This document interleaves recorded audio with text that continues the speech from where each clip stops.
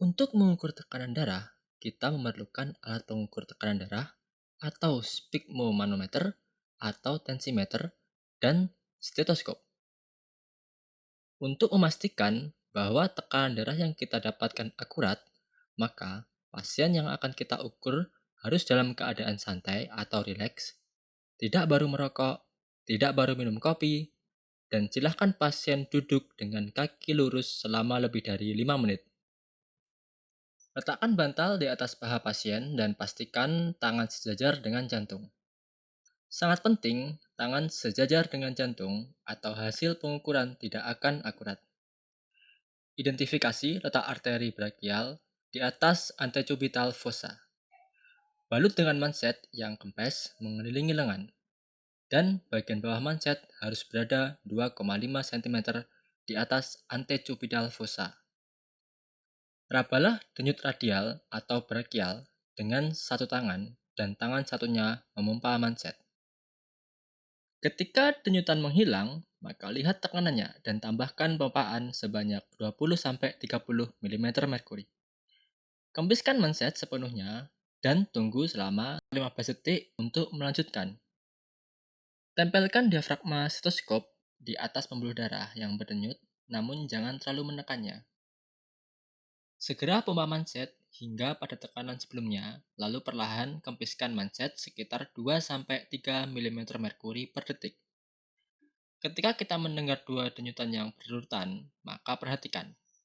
Yang sedang kita dengar adalah fase pertama dari chord of sound, sedangkan yang kita lihat di alat ukur adalah tekanan darah sistol. Ketika manset terus mengempis, maka suara denyutan akan seperti didengar meredam. Itu adalah suara keempat dari chord of sound.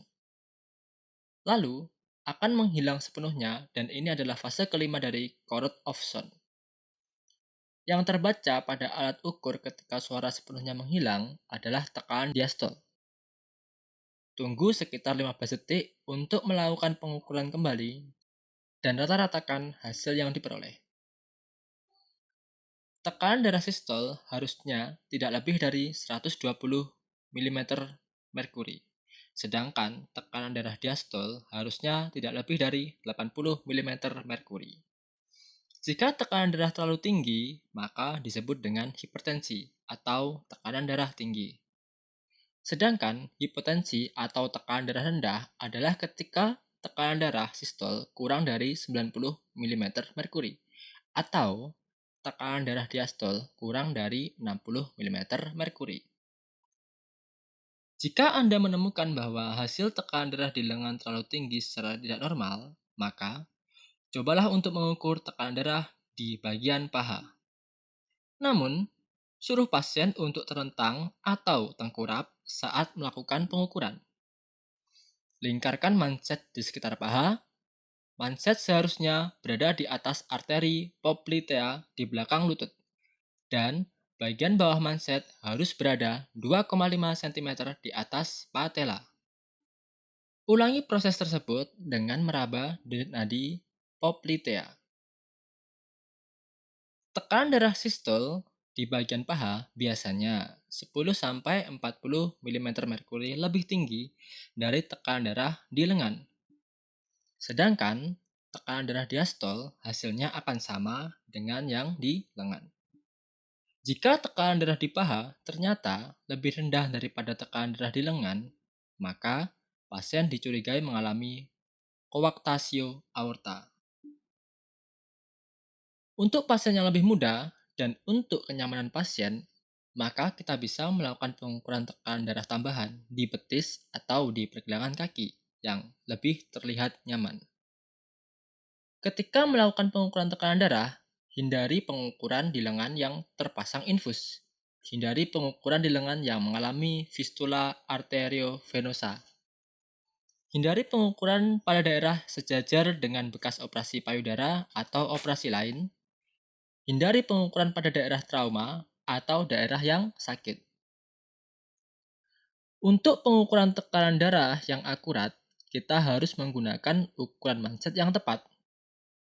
Manset yang terlalu kecil menyebabkan hasil tekanan darah akan lebih tinggi. Sementara, Manset yang terlalu besar menyebabkan hasil tekanan darah akan lebih rendah. Lebar kantong manset harusnya selebar lebih dari 40% dari lebar lingkar lengan. Dan panjang kantung manset seharusnya sepanjang lebih dari 80% dari lingkar lengan, namun tidak sampai 100%. Ada beberapa faktor yang dapat membuat pengukuran tekanan darah menjadi tidak akurat. Jika tekanan darah yang diukur di lengan, maka lengan harus sejajar dengan jantung. Jika lengan terlalu rendah, maka hasil pengukuran akan lebih tinggi daripada aslinya. Jika lengan terlalu tinggi, maka hasil pengukuran akan lebih rendah daripada aslinya. Jika manset yang dilingkarkan terlalu kendor, maka hasil pengukuran akan lebih tinggi daripada aslinya. Jika manset dikempiskan terlalu lama, maka hasil tekanan diastol akan cenderung lebih tinggi daripada aslinya. Jika manset dikempiskan terlalu cepat, maka tekanan diastol akan cenderung lebih tinggi dan tekanan sistol cenderung lebih rendah. Terakhir, jika manset tidak cukup terpompa, maka tekanan sistol yang dihasilkan juga akan cenderung lebih rendah. Sejauh ini kita baru saja mempelajari bagaimana mengukur tekanan darah. Harus dilakukan dengan cepat, mudah, dan non-invasif. Jika pendekatan perawat digital membuktikan bahwa hal tersebut sulit dan diperlukan pengukuran yang sering, maka bisa dilakukan menggunakan tensimeter digital.